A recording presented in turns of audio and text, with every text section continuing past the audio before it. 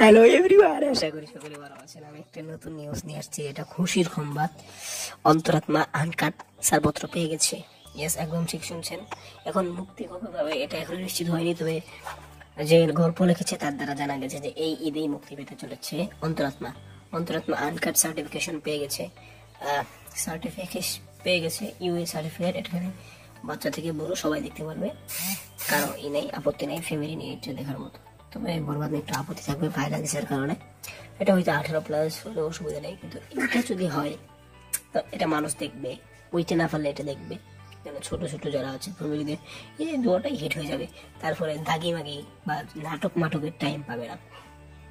বরবাদের পরে মানুষের তৃতীয় চরিত্রে থাকবে অন্তরাত্মা, তারপরে জঙ্গলি, তারপর চতুর্থ নম্বরে দাগিকে দেখবে যাবে নাকি। হ্যাঁ, যাই হোক, দাগি মাগি টিম অনেক চেষ্টা করছে বরবাদ আটকানি, পারলই না।